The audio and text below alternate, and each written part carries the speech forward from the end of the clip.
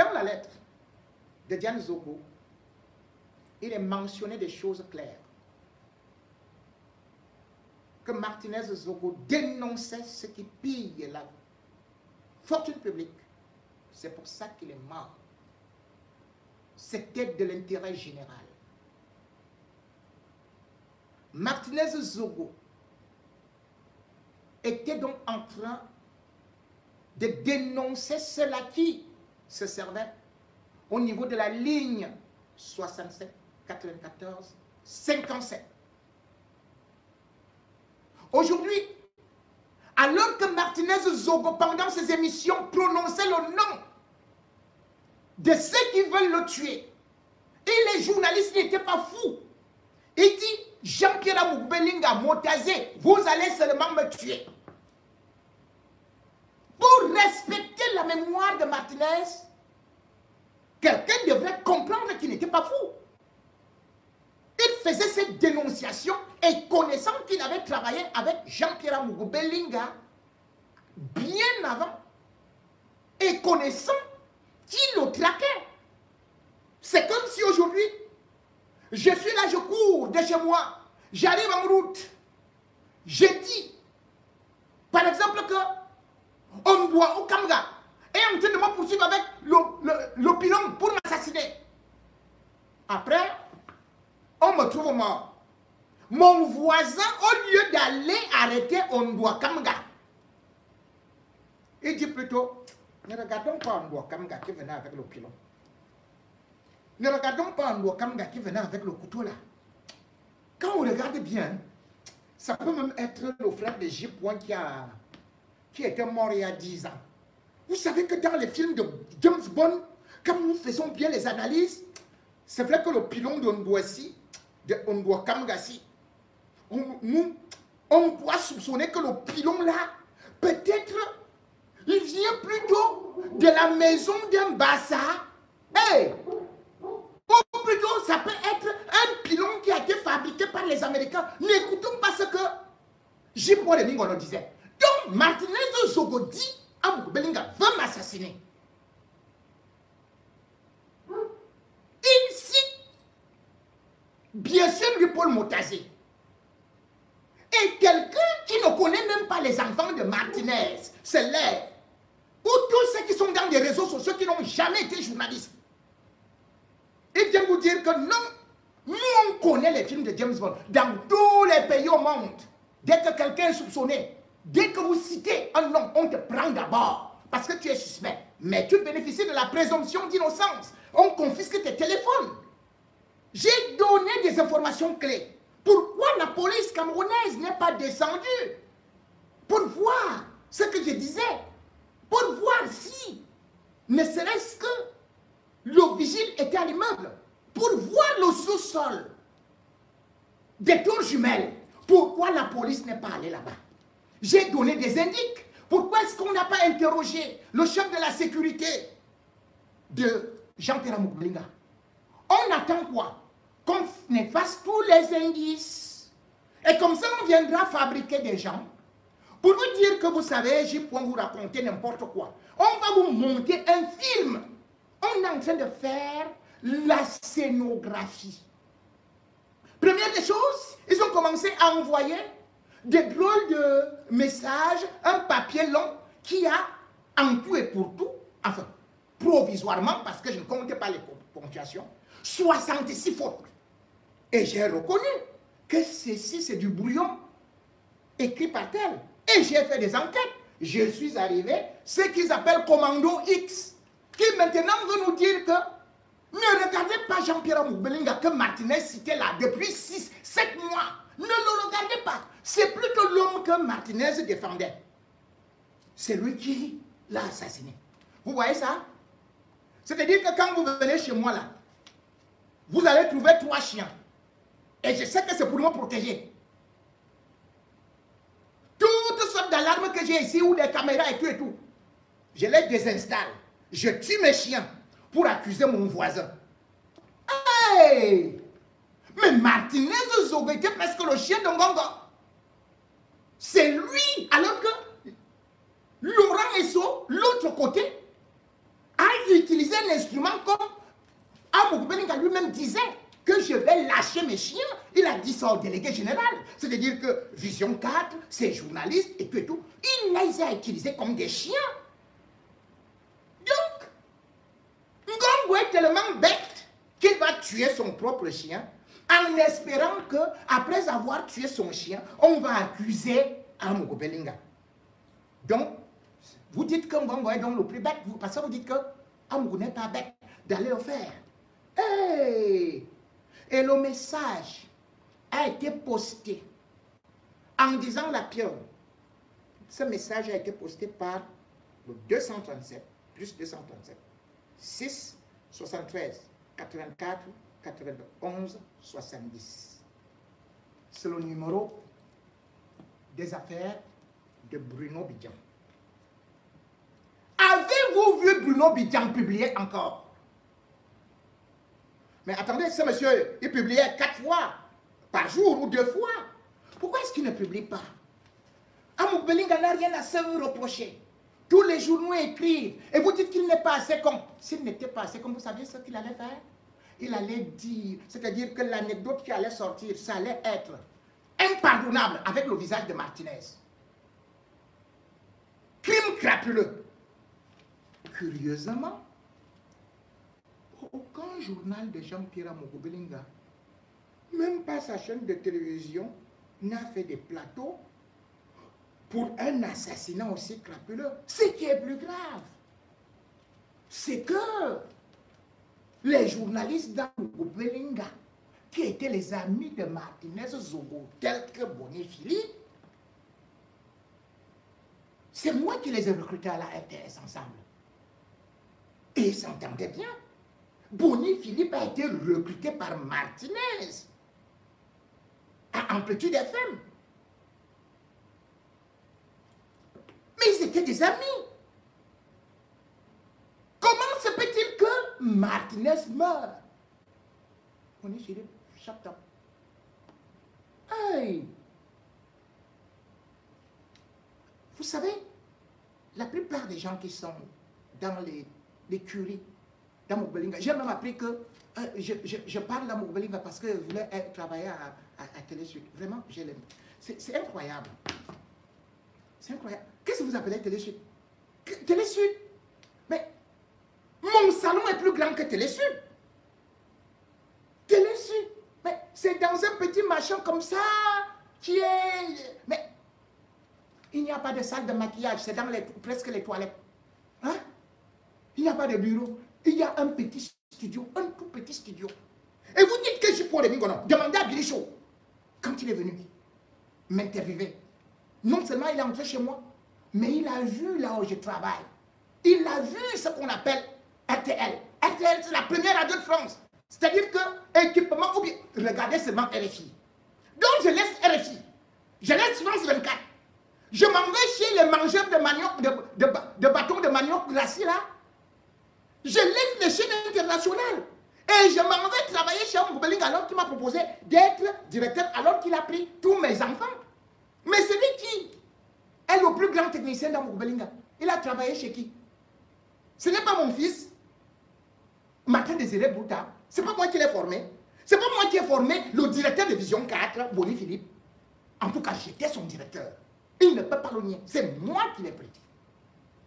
Donc, tu prends mes fils. Moi, je suis pris Marcel en France. Je travaille à Europe 1. Je travaille dans tous les plus grands médias.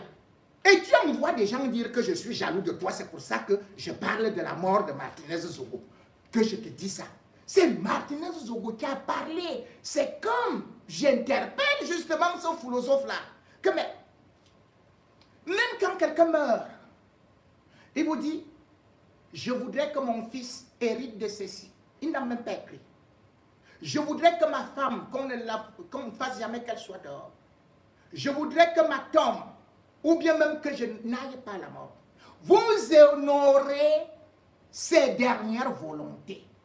Martinez Zogo, lui, puisqu'il parlait avec moi, et en me transmettant les documents, m'avait déjà dit que chef, ce gars-là, il va finir avec moi. Moi, quand je lui ai dit, mais attends, je suis en train de te dire ça, prends telle ou telle disposition, et toi tu me dis qu'il va finir avec toi. Prends telle disposition. Parce que je l'ai appelé pour alerter. Mais aujourd'hui, lorsque j'essaie de voir la dimension que ça essaye de prendre, comme on veut me dire que c'est déjà la pieuvre, je dis, mais Bruno Bidon, tu veux faire quoi aux gens? Je sais très bien que les hommes politiques peuvent sacrifier tel ou tel. Je sais très bien que Ngongo n'a pas de main propre. Et d'ailleurs, je le fustige puisqu'ils sont dans des luttes de clans. Mais Ngongo ne peut pas chercher à tuer Nzie, Jacques Blaise. Ngongo ne peut pas chercher à tuer ceux qui le défendent le plus puisque la presse camerounaise prend souvent parti. Mais c'était le numéro 10. C'est comme si tu dis que je m'en vais à la Coupe du Monde. Et la première des choses, c'est pour jouer contre le Brésil. Je tue Choupo-Moting, je tue Aboubacar Vincent. Mais je vais marquer les buts contre l'autre camp. Mais vous, comment vous raisonnez ça? Comment vous expliquez ça? Sauf que ceux qui parlent aujourd'hui, qui disent que oui, il peut être innocent. Je n'en disconviens pas. Mais allons-y sérieusement. L'affaire Brian Fombor, c'est toujours un complot du palais. Mais Brian Fombor connaissait bien Ivanel Somba, qui était l'amante d'Amougou Belinga. Ce n'est pas vrai ça? Et Brian Fombor, qui était le rival d'Amougou Belinga, est assassiné avec la présence de tous ces gens-là.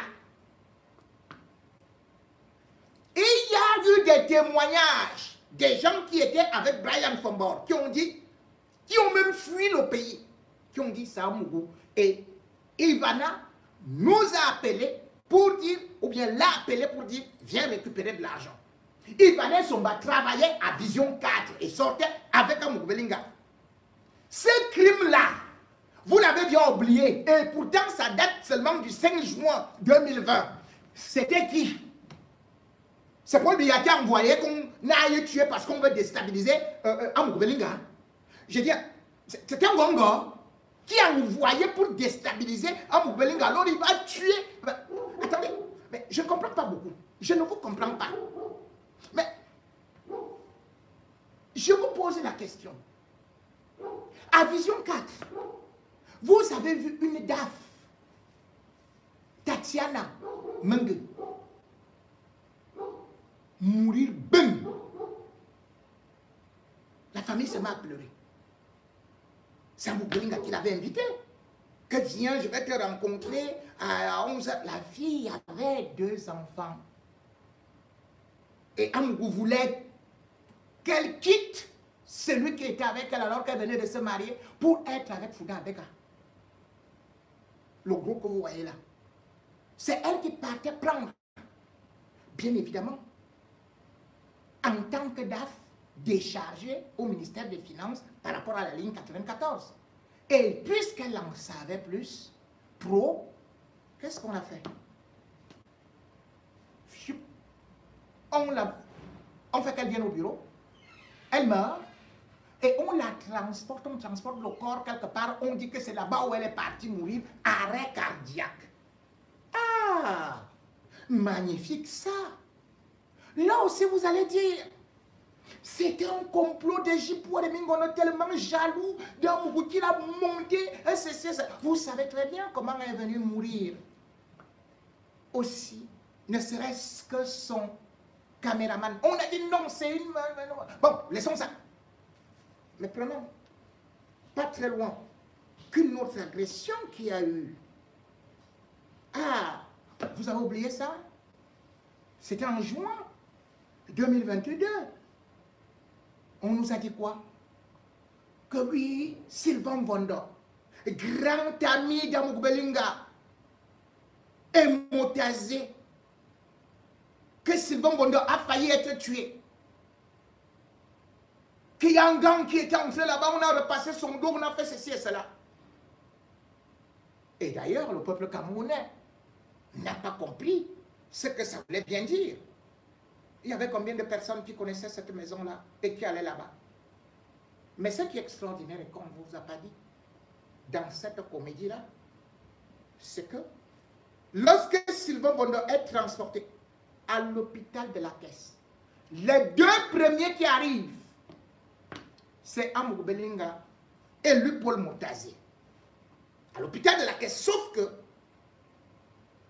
les médecins ne partent pas. Et ils viennent avec quelqu'un qu'on appelle FAFA, qui commence à dire qu'il est en train de prier. Il faut que les gens libèrent et tout. On dit non, non, les médecins disent que tu peux faire la prière là. Il commence à dire que la paix et tout et tout. Mais Sylvain Bondo, selon ses déclarations, c'est lui qui va reconnaître, dit-il, la voix. Que mais ce n'est pas le type là qui disait que ça va déjà comme ça comme ça, il est mort, il va mourir. C'est ça que Sylvain Bondo. C'est Sylvain Bondo qui va donc dire, cette voix-là, ce monsieur était dans le gang. Amugbelinga, lorsqu'il est au courant que la police a été alertée et qu'on est allé attraper Efa dans sa soi-disant église ou consort et tout, retraité, capitaine, Amugbelinga envoie ses comédiens faire le reportage après l'avoir correctement tabassé ou à la PJ. Il ne marchait plus. Ou il disait que c'est un coup monté par Amugbelinga. Qu'il a été envoyé par Amugbelinga. Qu'est-ce qu'on a fait? On a montré au sein de l'église avec des mitraillettes, des missiles. Cet homme est très dangereux parce qu'il voulait la repasser. Les Camerounais ont commencé à regarder ça comme le film. On a envoyé le capitaine en prison. Ce que vous ne savez pas, c'est que Sylvain Bondo finalement a tourné le dos à Amugbelinga en allant maintenant de l'autre côté. Mais parce qu'ils savent que à ce moment-là, c'était les auditions qui devaient commencer. C'est au moment où on disait déjà que la ligne 94, j'étais le premier à balancer ça. Et puis les autres ont relayé avec Jacques Blaise Mdié. Mais en ce moment-là, Amougou est motasé avec, bien évidemment, leur type. Parce qu'il y a des gens qui me disent que oui, ils ne peuvent pas faire ceci et tout et tout. Non, non, non, mais attends, avec Laurent Ressot. Mais attendez. Je vous prends juste un détail. C'était un moment où il y avait de la pression sur le billard. Et la personne clé qui devait sortir toutes les pièces, c'était Sylvain Bondo. Pourquoi ils ne sont plus ensemble? Deuxième témoignage. Quand vous avez vu, c'est-à-dire qu'ils éliminent toujours les personnages ou leurs collaborateurs ou anciens collaborateurs encombrants. Je vous prends un tout petit cas encore où on s'est retrouvé en train de dire que non, il est très sain, il n'a jamais tué personne, et c'est que les gens sont toujours jaloux de lui et que c'est vraiment, il est magnanime, il est celui qui donne les emplois, il est celui qui donne le travail, vraiment c'est le très bon est en métier. Mais sauf que son meilleur ami et frère qui lui tourne le dos aujourd'hui, c'est qui? C'est Jacques Blaise Mdié, qui en fuite. Jacques Blaise Mdié, vous avez vu comment il lui a envoyé un truc d'interview, des questionnaires, notes d'information, Quand vous ne vous reprochez de rien, par rapport à la ligne 94, 65 ou 57, vous répondez clairement. Pas que vous partez finalement porter plainte contre la personne pour que la personne aille mourir en prison. Et avant cela, ce que vous ne saviez pas, c'est qu'il va se marier. Il devait se marier. Lorsqu'il savait que Jacques Blaise Mbié avait ces documents, il avait bloqué. Subitement, pour le mariage, il convoque, il invite Jacques Blaise Mbié. Jacques Blaise Mbié a le réflexe que le type là, je ne peux pas aller là-bas. Et finalement, c'est un élément de la DST qui fait de la pression pour que Jacques Blaise Mbié vienne. Il n'est pas allé. Vous savez ce qui a été programmé? Ce qu'on a fait à sa DAF. Empoisonnement. Jacques Blaise Mbié n'est pas allé. Les gens me disent que je n'ai pas d'éléments, mais vous avez ce qu'on appelle le passé de quelqu'un. Même quand il y a un crime quelque part, la police commence d'abord à chercher ceux qui ont un casier judiciaire compliqué. Ils disent que ben, celui-là peut-être il a participé. Mais à combien d'assassinats ont participé à Mukbelinga ou encore le ministre de la Justice, Laurent Esso? Tout le monde sait que Laurent Esso a tué Bilingota. Tout le monde sait que Laurent Esso a tué Charles Akebeyene. Et vous dites que maintenant, leurs gars là, ils n'ont jamais rien fait, ils sont innocents. Oh, ne regardez pas là-bas, on regarde le passé. On regarde le passé. Vous n'allez pas dire que les gens qui sont habitués à tuer des journalistes, que maintenant, ils sont devenus intelligents. Mais Laurent Esso savait bien que quand il envoie Bibi Ngota en prison, il le tue, il l'élimine, et après c'est terminé. Mais vous voulez dire qu'il n'était pas intelligent? Donc maintenant vous voulez dire qu'Amou Belinga est le plus intelligent en fonction de quoi? Sans peu. Parce que Fouda le gros là, Michel là, est parti lui faire un baccalauréat au Tchad. Et puis une fausse licence qu'on lui a donnée à soi. Et d'ailleurs, Albert Mida avait attrapé l'étudiant qui portait le nom d'Amou Belinga, qui composait pour Amou Belinga. C'est pour ça que Albert Mida est son conseiller à vie. Parce qu'il avait attrapé quelqu'un avec le nom d'Amou Belinga pour composer là-bas à soi. Voilà quelqu'un qui, toute sa vie, vous allez voir qu'il y a une série de meurtres, de cadavres dans des placards. Et vous voulez nous dire qu'il n'a rien à voir avec quelqu'un qui avait ses dossiers, que tous les journalistes lamentent, que Aman Mana est en fuite pour rien, que Martinez Zogo est mort pour rien, que Jacques Blaise Mbié c'est du pipeau. Oh, oh, oh, oh. Et puis vous venez nous servir ce que vous voulez.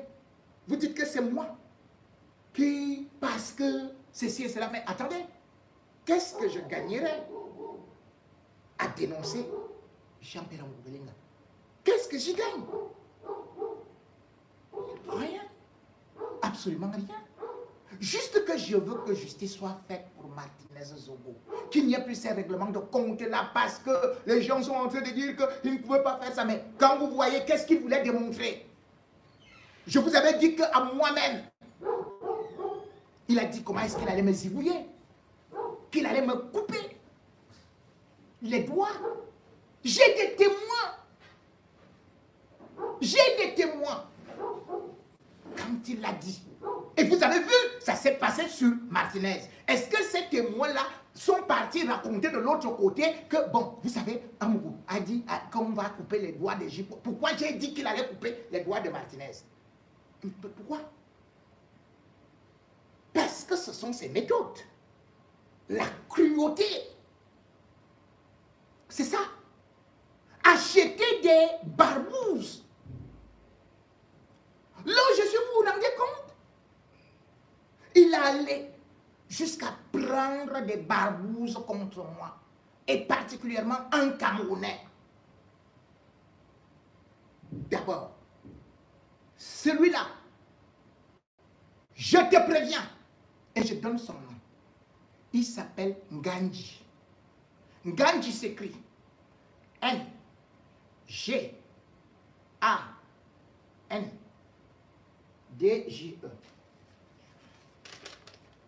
Monsieur Ngandji Alphonse. N, je répète, G-A-N-J-E. Vous êtes parti de la Tunisie.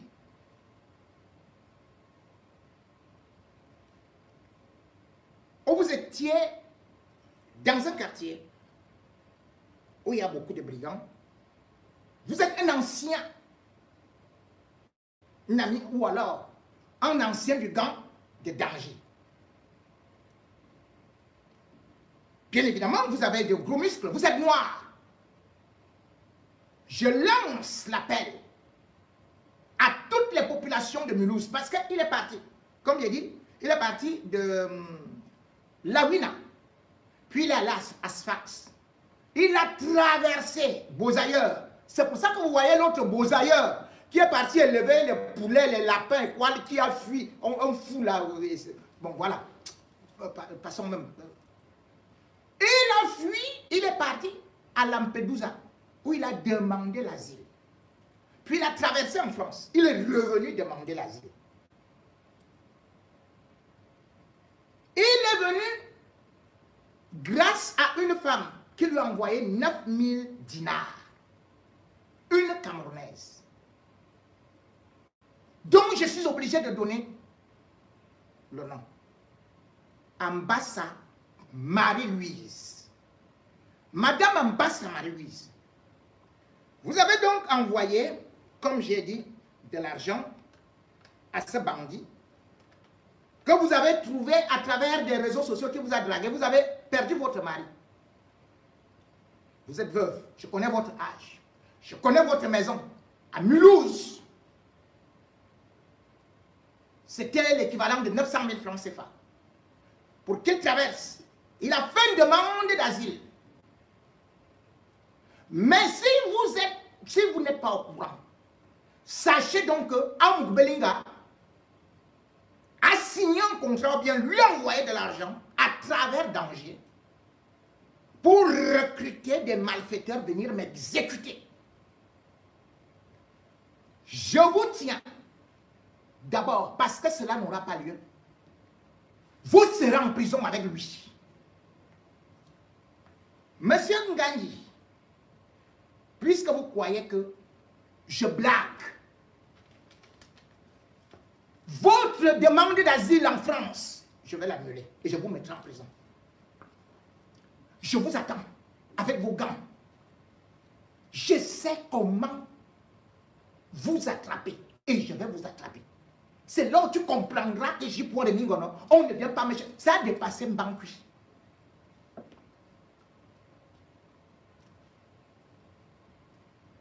Et il y a des malfaiteurs. Parce que quand je parle mes choses, je vous ai dit Ambassa. Ambassa Marie-Louise,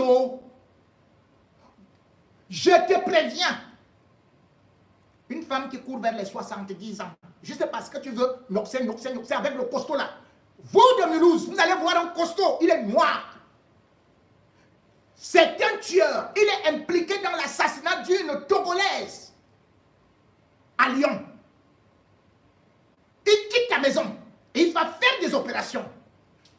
Ne dis pas que je ne t'ai pas alerté parce que tu finiras ta vie en prison. Tes vies en prison.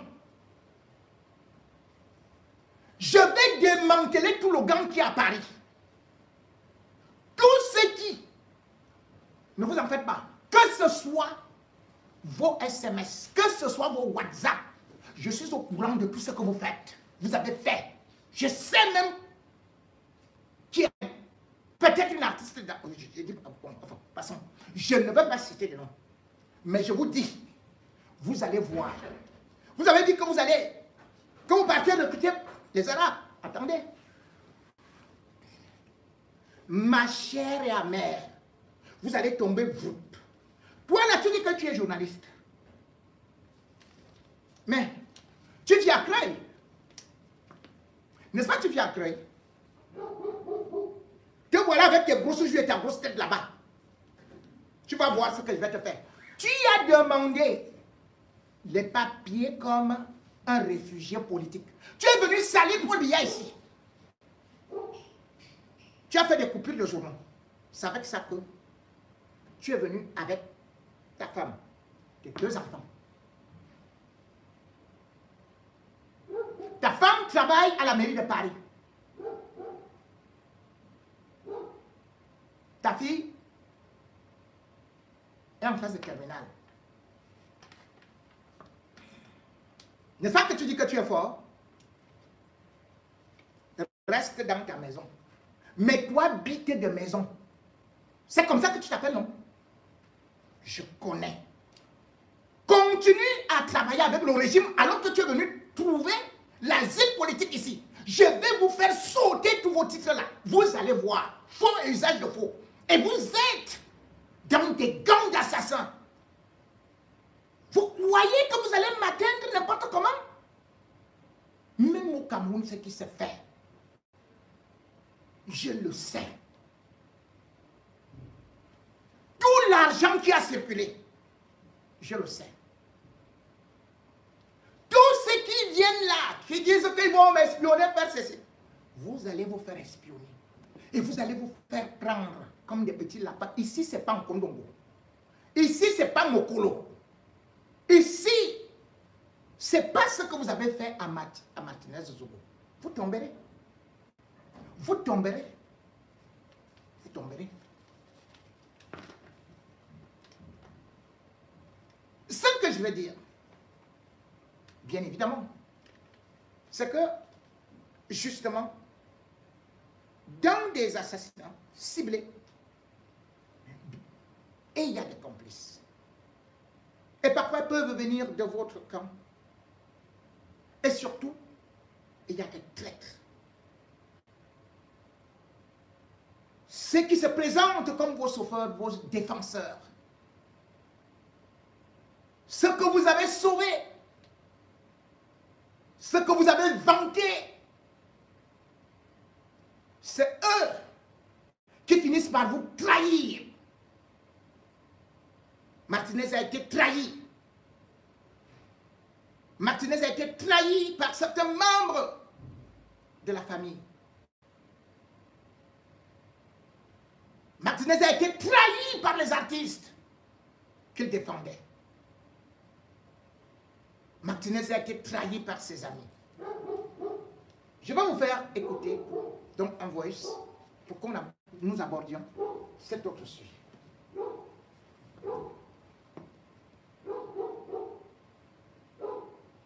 Ce n'est pas un voice, mais c'est plutôt un élément d'une grande chaîne où, la demi-sœur de Martinez, il faut bien préciser, demi-sœur de Martinez, a eu à intervenir à travers un média très connu, une fille, où elle demande à ce qu'on lui remette tout simplement son corps et qu'elle enterre.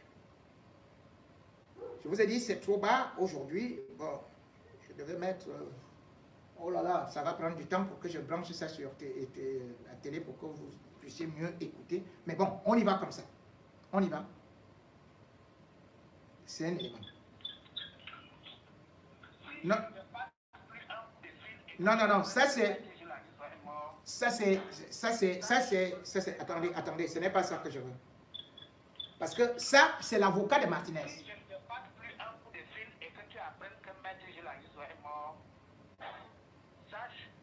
C'est par rapport au dossier de Martinez. Oui.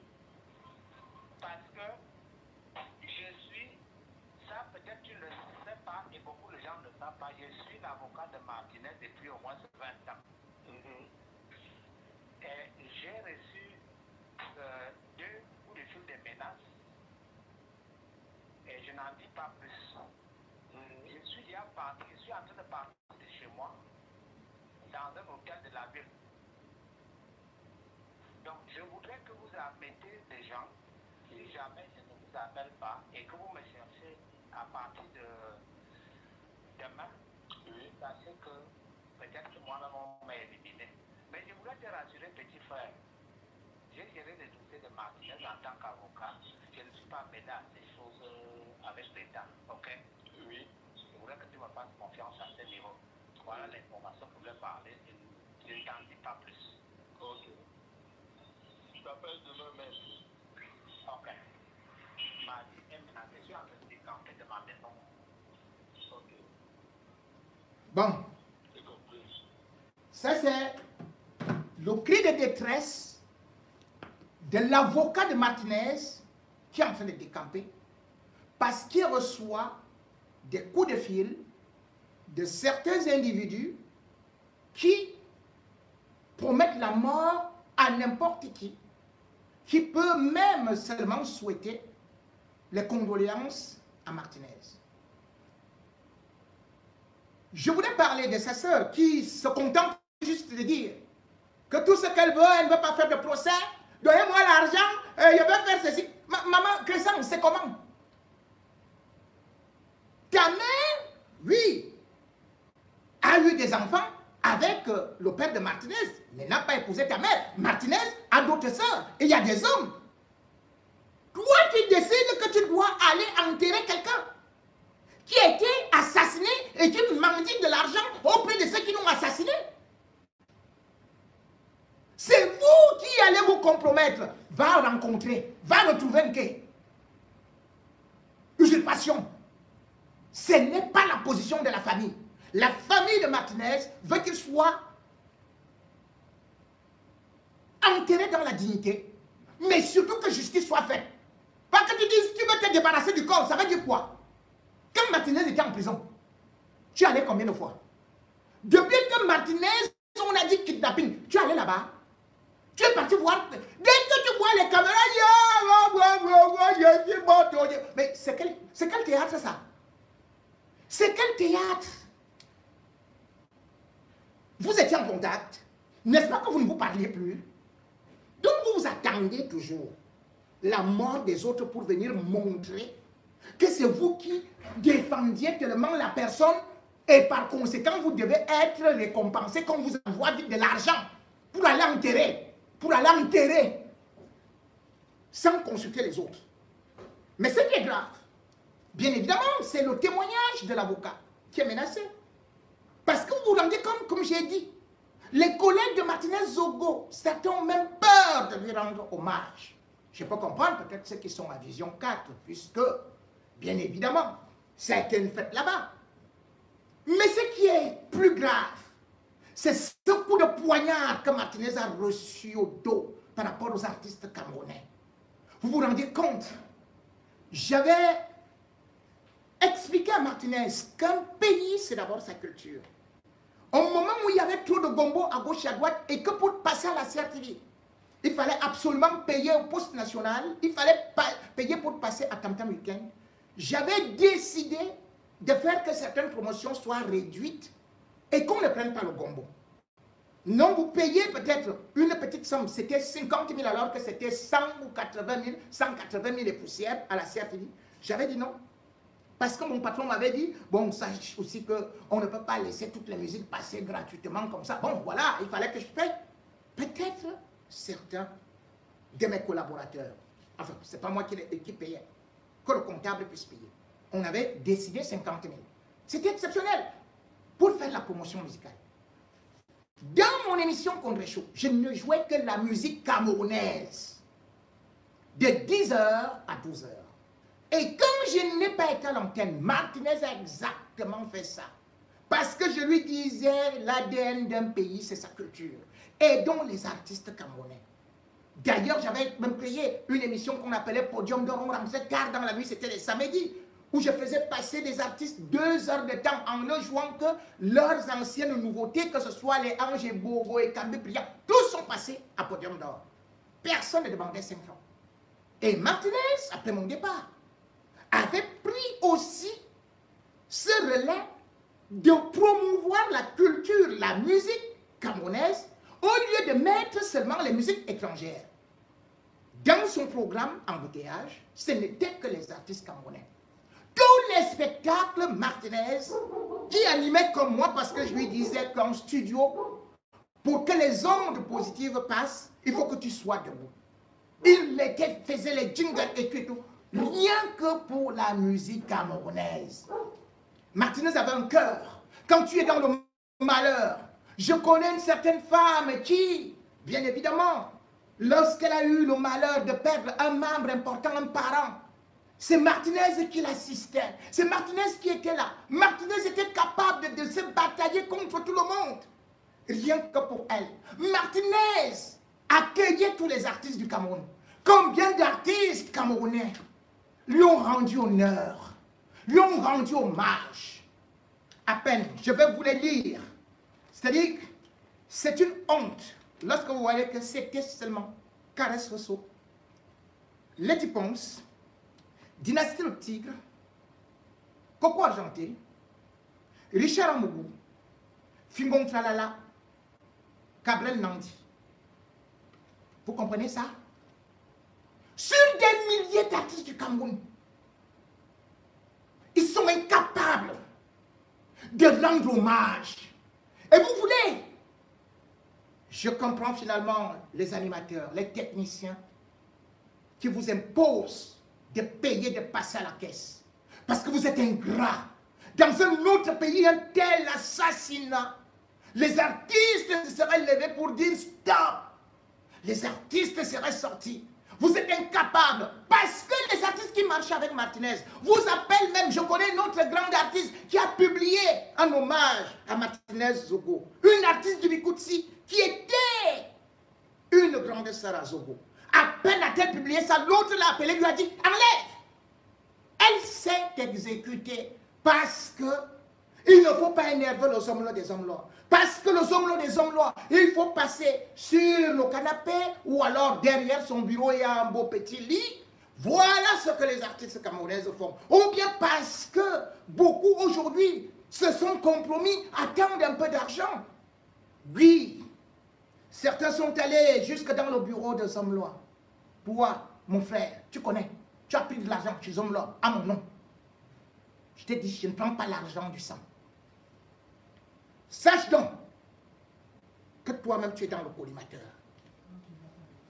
Il y a des gens qui ont oublié beaucoup de choses. Je peux saluer quelques artistes qui ont eu ce courage de pouvoir le faire. D'autres sont pratiquement sous les ténoirs, ou bien ont plutôt préféré s'enfuir, s'en aller. J'ai souvent de la peine à interpeller un grand frère. Parce que je vous ai dit, je respecte les icônes. Et quand je vois des icônes, je vous le dis, j'ai honte de parler de lui. Parce qu'il a fait la fierté, pas seulement de la France, mais du Cameroun. Et il continue à faire cette fierté. Mes grands frères, je ne veux pas te manquer du respect, Yannick Noir. Grand frère Yannick Noir. Martinez Zogo a été assassiné. Tu es un chef écambéti. Même pas un mot. J'ai vu tes photos. Avec qui? Avec ceux qui nous torturent, ceux qui tuent, les journalistes, ceux qui pillent le pays. Comment tu veux que je te prenne? Te voici avec Jean-Pierre Amougbelinga. Tu es allé là-bas pour signer un contrat de partenariat. Peux-tu ici en France le faire avec quelqu'un qui, dans sa chaîne, ne parle que de tribalisme? Dans sa chaîne, il traite les anglophones de chiens, de rats à abattre. Dans sa chaîne, détruit les Bamileke. Mon frère, je connais ton cœur. Qu'est-ce qui ne va pas? Qu'est-ce qui n'a pas marché? Oui, tu es allé là-bas en 2021. Je sais que c'est Bonnie Philippe qui vous a mis en contact. Il a été nommé, bien évidemment, en janvier 2021. Et tu es parti là-bas. Tu ne peux plus parler. Quel partenariat la Fondation Noire peut tisser, signer avec Vision 4 qui pille l'État, qui assassine des journalistes, humilie les journalistes, tu les as vus, qui emprisonne des journalistes, les Ernest Obama, les Patrick Sapak et grand frère noir. Grand frère, qu'est-ce qui n'a pas marché? Grand frère, avec tout le respect que je te dois, grand frère, tu ne pouvais pas dire à ce frère qu'on ne fait pas comme ça. Même à Jacques Azé, même à ici, ce sont les bêtis. Tu es un notable. Tu es un notable Kambeti. Tu as vu ce qu'il a fait aux journalistes. Et tu as vu comment Martinez Zogo s'est débattu. Notable Betty. Toi qui as tout dit, tu ne pouvais pas dire à Franck Biya, ton ami, ou Paul Biya, que c'est grave, que tu ne peux pas tolérer un journaliste, la mort d'un journaliste, l'assassinat, ou autant de détournements. Pourquoi tu ne parles pas? Tu peux faire comme ça en France? Grand frère, te voici ici. Ne connais-tu pas que l'homme-ci, on l'appelle Atanganji, ton ami-ci, que c'est lui qui tue les anglophones, ses propres frères. Donc en France, tu peux défendre les gens qui ont commis la Shoah, les nazis. Tu peux t'asseoir avec un ministre de l'Intérieur de la France ou du Front National comme ça. Le Front National, tu peux t'asseoir. Rien que Sarkozy en 2007, tu avais pris une décision salutaire, courageuse. Grand frère, tu avais dit, si Sarkozy passe, je me casse. Mais tu avais sorti un morceau, encore, je crois en 2012 ou 2014, qui était colère, ma colère. Tu fustigeais l'extrême droite de Marine Le Pen, parce que tu n'aimes pas qu'on maltraite une partie du peuple, ceux qui ont des moyens ou les étrangers. Tu as vu les gens qui sont avec toi, que ce soit Biya, ils font la guerre contre leur peuple. Mais ce qui m'épate, c'est surtout que tu as toujours été un militant socialiste. Tu as soutenu Hollande. Tu as soutenu Ségolène Royal. Je t'applaudis pour ça. Parce que tu incarnes des valeurs. Pour nous les bêtis, je ne peux pas te dire combien je suis fier d'être parfois bêtis quand je sais que tu vas chanter, que je vais te regarder, parce que tu as réussi. Donc tu as une personnalité. En France, tu t'es imposé comme la personnalité la plus aimée des Français. Qu'est-ce que tu fais à côté de la personnalité la plus détestée des Camerounais à Tanganji? L'assassin des bébés. Que même l'ONU, tous les droits de l'homme ont condamné. Qu'est-ce que tu peux faire lorsque Martinez Zogo, qui me faisait jouer tes albums parce que c'est lui qui partait souvent chercher les disques, il a assassiné de cette façon et tu ne fais aucune sortie.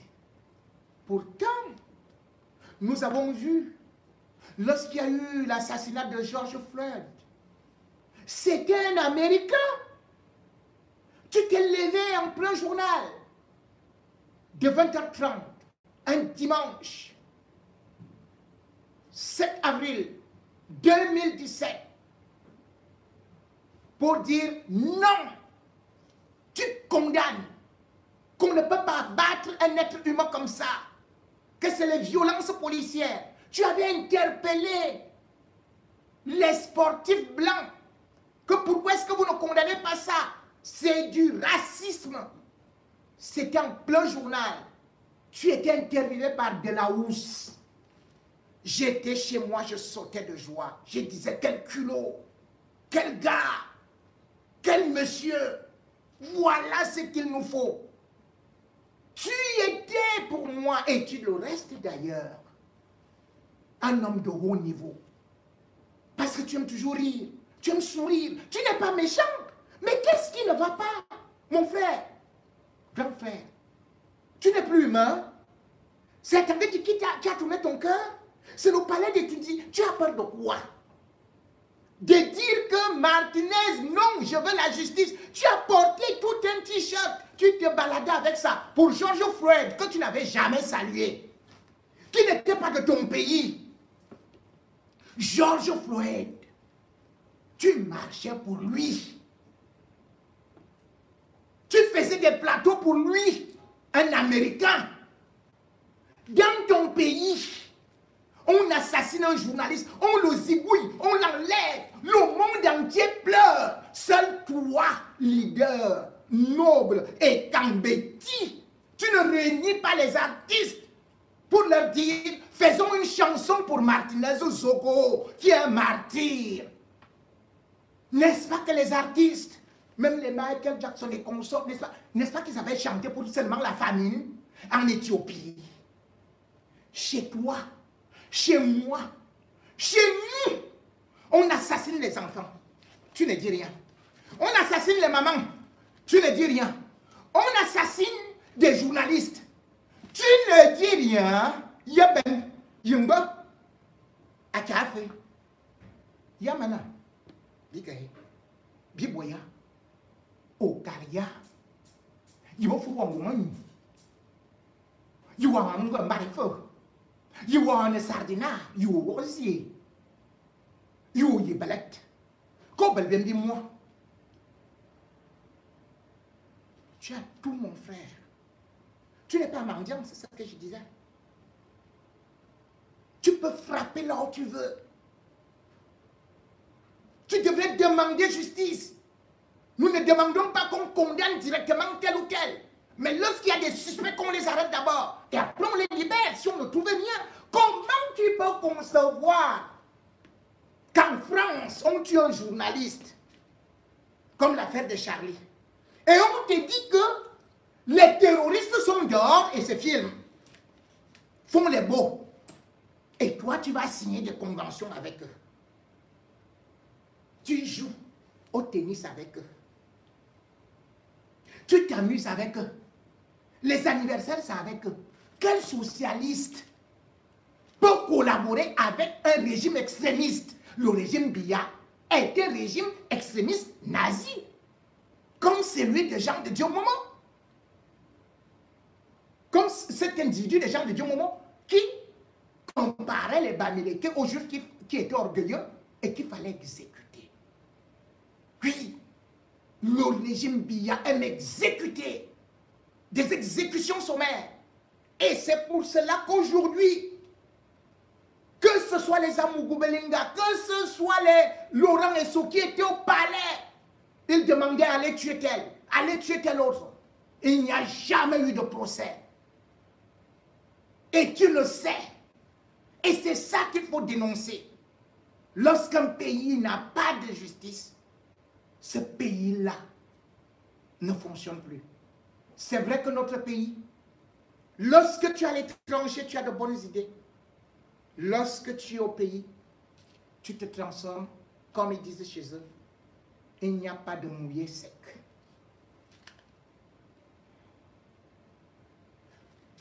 Mouiller, tremper et surtout profiter. Voilà ce que sont malheureusement parfois certains leaders auxquels le peuple camerounais a souvent fait confiance. Que ce soit des leaders artistiques qu'on a souvent vu comme Bendeka aller finalement chanter crânement au palais, ou encore des leaders politiques. Aujourd'hui, on le croit du côté du peuple, et demain, changement de cap pour des besoins gastronomiques, celui-là abandonne le peuple, vend le peuple, se sert du peuple, s'enrichit sur le dos du peuple. J'ai parlé tout de suite, et je parle de Camerounais qui sont surpris de voir la métamorphose phraséologique, idéologique et criminologique de notre grand concepteur philosophique du discernement, qu'ils étaient un peu naïfs. Moi, je le voyais venir, et il n'est pas le premier. Puisque, effectivement, on a vu d'autres aller s'associer à ces régimes qu'ils ont si longtemps décriés, critiqués, vomis au nid. Je parle, par exemple, des gens de Diomomo. Il est ministre de la Justice. Qu'est-ce qu'il parle aujourd'hui? C'est le ministre de la Justice qui devrait demander, enfin, il est ministre délégué de la Justice, au procureur, va t'exprimer par rapport à tel ou tel cas. Mais qu'est-ce qu'il fait? Rien du tout. Il est assis là. Et pourtant, il était aussi l'ami de Martinez. Momo est justement ceux-là qui font que les Camerounais ne fassent plus confiance aux hommes politiques. Vous savez, le 23 janvier, toujours janvier. En janvier, comme il y a la janvier, c'est là où Paul Biya calcule la famine. Bon, ou bien les gens veulent se faire voir. C'est justement en janvier 2000, exactement le 23 janvier 2001, que le monde entier, ou le Cameroun, était scandalisé par la disparition de 9 personnes au niveau de Douala. On va les appeler les 9 disparus de Bepanda parce que ça venait des années chaudes qui avaient commencé en 1990. Et un avocat vint, verbe haut, jouant le Zorro, costaud, et tout le monde le voyait en haut. Jean de Dieu Momo. Et pourtant, ce n'était qu'un zozo. Et il avait insulté le régime, dire qu'il était du côté des familles. Il traitait Biya de tous les noms d'oiseaux et d'ailleurs, il avait même sorti des disques, des morceaux pour chanter contre ce régime. Mais dès qu'on a constaté qu'après avoir chanté comme ça en 2005, il avait déjà faim, quand il était revenu, il a dit qu'il était déjà de l'opposition. Jean de Dieu Momo était celui-là qui était radical, qui parlait comme, justement, celui qui est le docteur en discernement. Qu'est-ce qu'il faisait? Tout le monde disait, allons derrière Momo. Il avait même créé le PADEC pour affronter Biya à l'élection présidentielle de 2011. Il avait été 8e puisqu'il avait obtenu 0,5%. Au moment où le peuple l'a propulsé, c'est-à-dire qu'il se sert du malheur des familles pour être devant. En 2018, Momo qui nous disait ici à Paris d'acheter les armes pour aller combattre Paul Biya. Comme Paul Biya, la seule façon de faire qu'il parte, c'était les armes. C'était au palais des congrès, en face du palais des congrès dans un restaurant. Momo repart au Cameroun. Il négocie avec ce régime-là. Et voilà Momo depuis 2019, qui est devenu ministre délégué, qui mange, qui est costaud, qui fait le beau, qui insulte tout le monde et qui dit qu'il a réussi. Comment vous ne voulez donc pas que les autres aillent faire cela? Nous avons eu l'exemple d'un autre intellectuel, Ogunangini. Il a aboyé dans toutes les chaînes de télé, avec son pantalon troué, avec la veste qui avait souvent les cafards qui sortaient, parce que son père n'était plus dans des affaires. Et finalement, quand Ogunangini a vu que l'eau du tapioca manquait déjà, que le sucre, il n'y avait plus moyen, Ogunangini a tourné la langue vroup. Ogunangini a commencé à parler de quoi fédéralisme communautaire. Il a commencé à voir Paul Biya qui l'insultait de yeux de ceci et cela comme étant le seul seigneur qui pouvait nous diriger. Et cela a été récompensé. puisque justement, son père avait été nommé le 15 avril 2020. Ah oui, au Conseil constitutionnel, lui qui plantait déjà le manioc en Gomza. Et il est revenu aux affaires. Et 7 jours plus tard, c'est-à-dire que le 22 avril, Owanangini, lui aussi, il était nommé vice-recteur de l'université de Yaoundé. Voilà donc nos intellectuels. Voilà les gens qui veulent nous représenter. C'est ce qu'ils ont toujours fait. Et c'est ce qu'aujourd'hui peut faire aussi une quai. De vouloir dévier comme ça et aller négocier avec Amogo Belinga pour que Famandongo, son ancien ennemi, redevienne maintenant son parent et qu'il soit promu. Mais avec la mort de Martinez, ça ne passera pas. Il faut le chasser. Il faut le chasser. On ne peut pas obtenir ces grades en marchant sur des cadavres. Beaucoup au Cameroun. Et c'est ce qu'ils font. Lorsqu'il y a une mort comme ça, s'ils ne profitent pas, ils fabriquent des faux témoins ou alors ils vous inventent, seulement ils vous présentent tout simplement des faux petits exécutants. L'essence c'est la même qui pilote l'opération. Pourquoi est-ce que jusqu'à présent, il n'y a pas une véritable enquête? Parce que bien évidemment, on est en train de chercher à fabriquer une scénographie pour venir nous inventer deux petits tintins en disant que c'est eux qui ont arrêté Martinez Zogo, l'ont exécuté, et ceux-là même qui ont fait le sale boulot, ils vont passer sous les mailles. Et, bien évidemment, cela nous rappelle, chaque fois, l'État camerounais a utilisé les mêmes méthodes pour laisser le peuple mousser, se fatiguer, et puis c'est oublié, comme pour l'assassinat de Monseigneur Mbala. Où en sommes-nous? L'enquête n'a jamais rien donné. Et ça, c'est une stratégie qui, même en 1979, avait été utilisée lorsque l'un des pires crimes avait été commis en 1979, et plus particulièrement à Bonaberi et à Douala, dans la famille Mpondo. Ce jour-là, bien évidemment, des gens qui étaient dans une sorte de commando s'étaient introduits chez Mpondo, Simon, pour l'exécuter. Nous sommes au Cameroun. Ils l'avaient tué. Ils l'avaient assassiné. Ils avaient assassiné son épouse. Ils avaient assassiné leur enfant de 3 ans. Et puis, le petit bébé avait été mis dans les placards. Mais les assassins, malgré que la police ait récupéré ce bébé-là à l'hôpital, les assassins sont repartis l'assassiner dans une clinique. Et c'est ce qui se passe aujourd'hui avec la famille Martinez. Aucune police pour sécuriser les lieux, ni les enfants, ni la femme, dont on peut soupçonner détenir certains documents compromettants. On peut donc voir une série de meurtres auprès de la famille Zogo, puisque jusqu'à présent, il y a des sœurs qui sont incorrectibles, ou des frères qui ne veulent pas négocier. Or, l'État va passer par les plus vulnérables pour distribuer un peu d'argent. On va prendre un quai pour faire, bien évidemment, la promotion, le tam-tam et tout et tout. Et bien évidemment, on sait que Vision 4, c'est en ce moment-là que Vision 4 va relayer.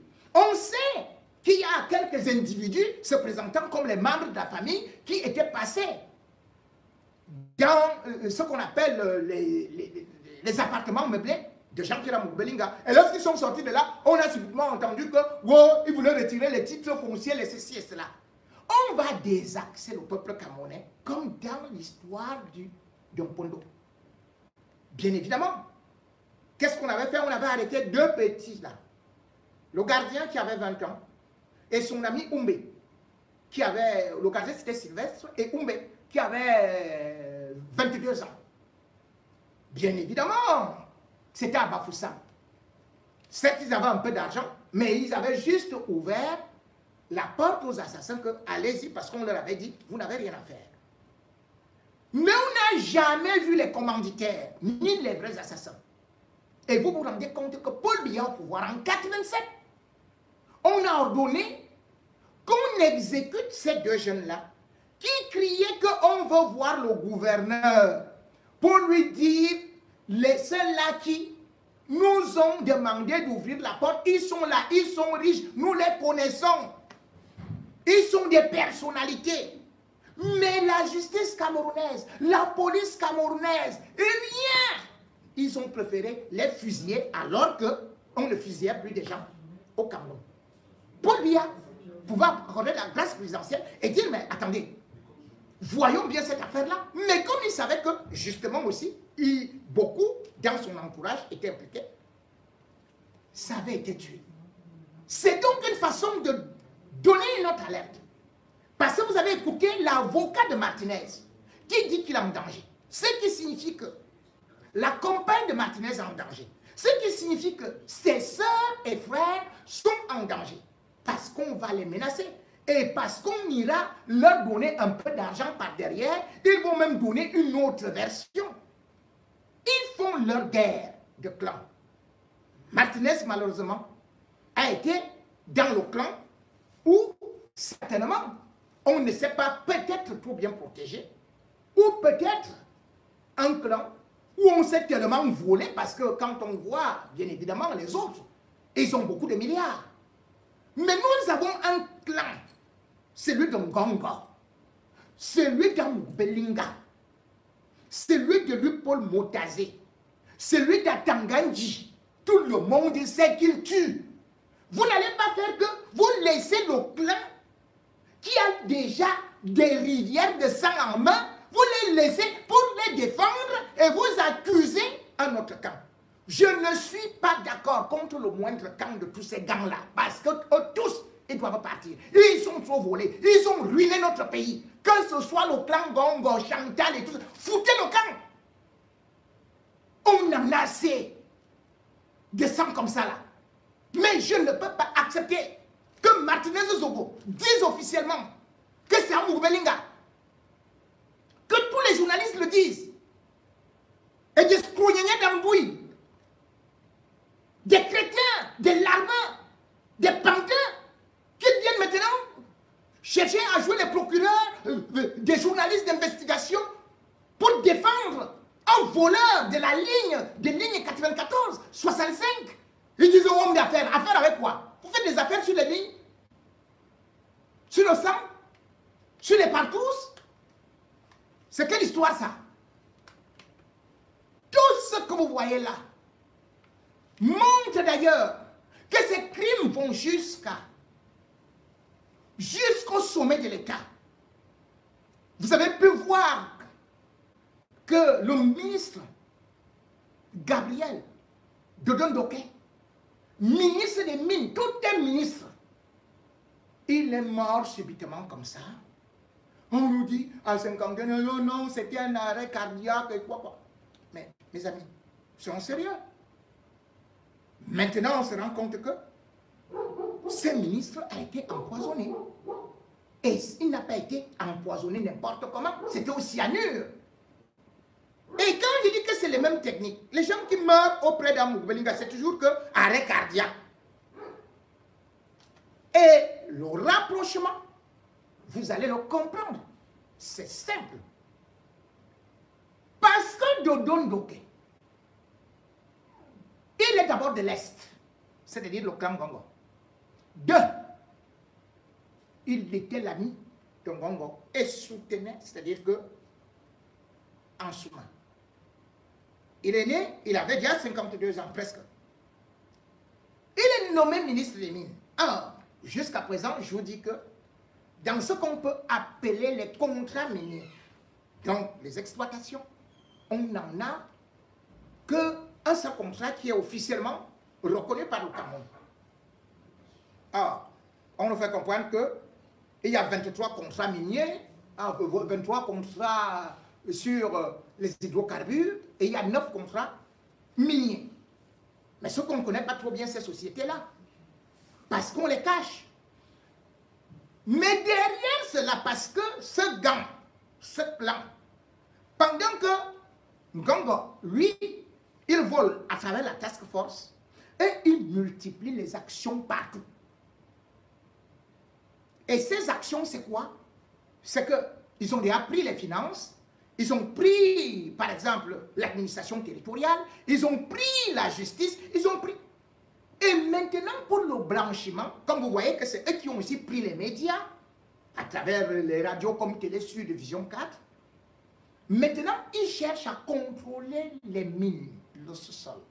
C'est ainsi que Mogo-Belinga, qui n'a rien à voir avec, dont les sociétés n'ont rien, même comme on peut dire, même ces sociétés se sont retrouvées dans la livraison des garnitures au palais, des slips, des soutiens-gorge. Lui, il est parti. S'est retrouvé en train de demander un agrément à Dodon Doki. Dodon Doki a validé. Et quand c'est monté au palais, bien évidemment, vous savez que selon les prérogatives de nos lois, il y a une intermisérie, c'est-à-dire ça passe d'abord par Ngongo qui détient la délégation des signatures.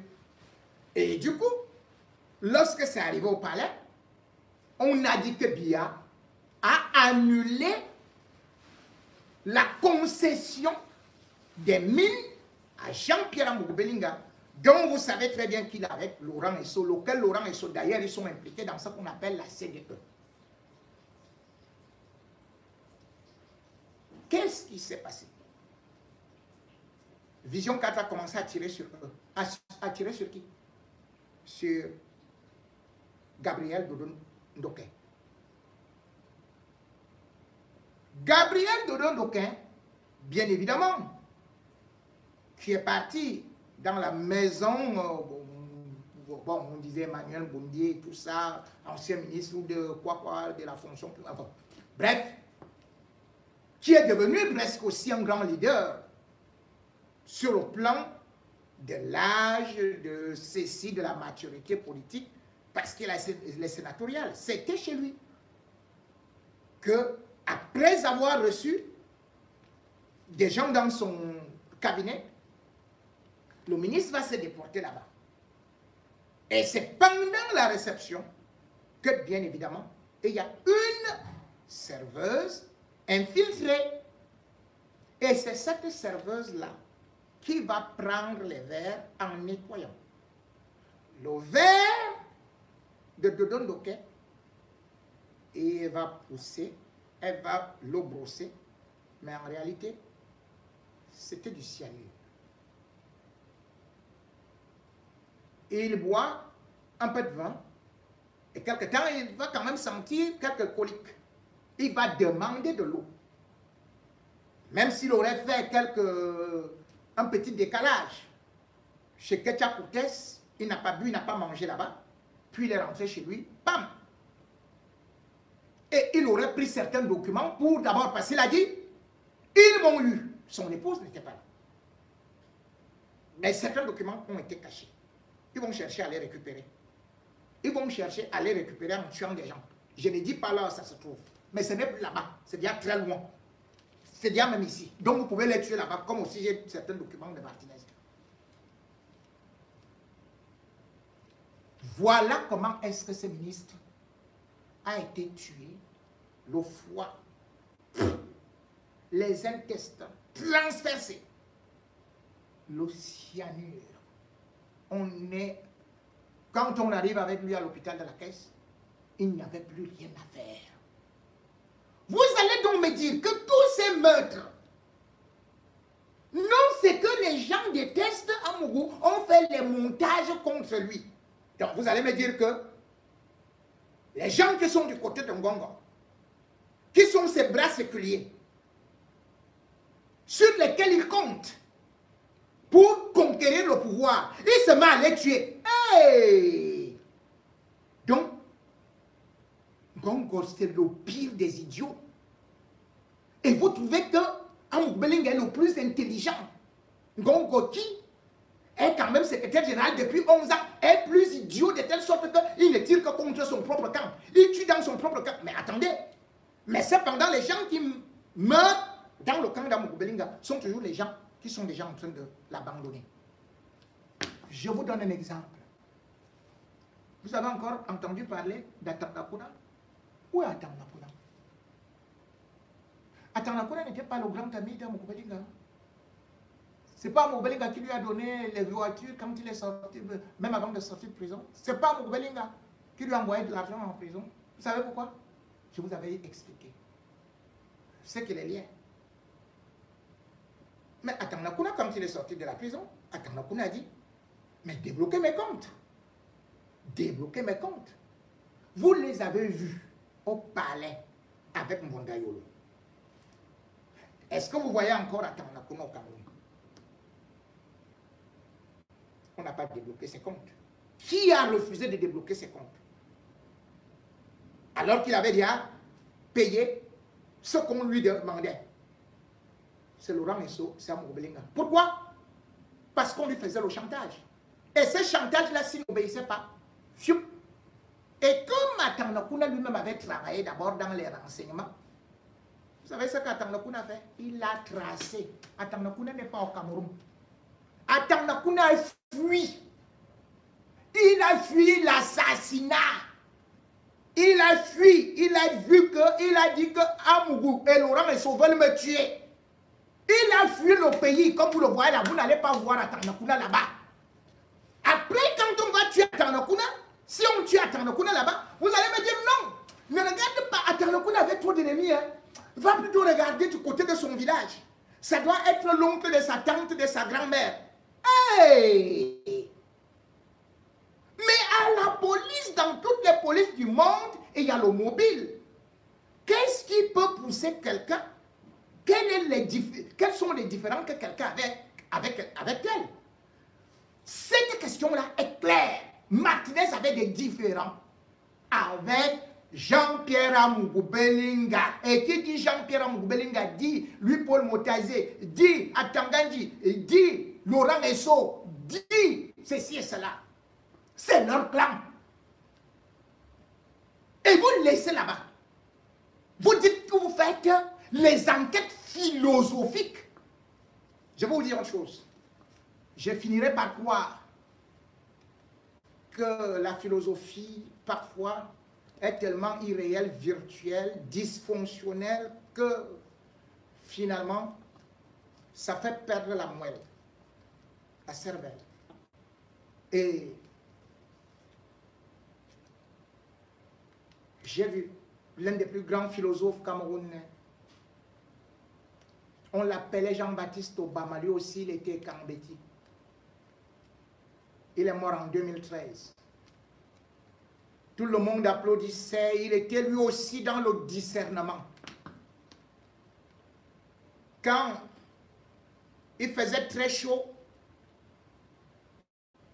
c'est là où Obama, Jean-Baptiste mettait le par-dessus. Quand il faisait froid, il pouvait marcher torse nu. Ça, c'était Obama. Grand philosophe du discernement. Obama, quand il pleuvait, il marchait sous la pluie, avec ses chaussures qu'il ne changeait jamais. Quand il ne pleuvait pas, de grands matins, sans soleil, Obama avait le parapluie, même dans la nuit. Aujourd'hui, nous sommes dans ces incantations-là, où on veut distraire le peuple camerounais avec des méthodologies de schizophrénie et de folie, en voulant réunir des étones, des Manguissa et autres, Bachenga, dans la poussière. Parce qu'Obama, son développement, c'était dans la poussière. Et parce que si le philosophe ne veut pas vivre dans le monde réel, ne veut pas voir les criminels réels, mais cherche des criminels virtuels, cela veut dire que lui-même, il est complice de certains assassinats. Cela veut dire que si ce philosophe-là va, avec des mains de sang, embrasser l'ennemi de celui-là qui a tué son parent, cela veut dire tout simplement que celui-là est aussi un criminel. Lui, si vous considérez malheureusement que les éléments qu'on peut avoir ou scientifiques ne doivent pas être validés, mais plutôt les éléments philosophiques. Alors là, nous allons dans ce qu'on appelle les damnés de Frantz Fanon.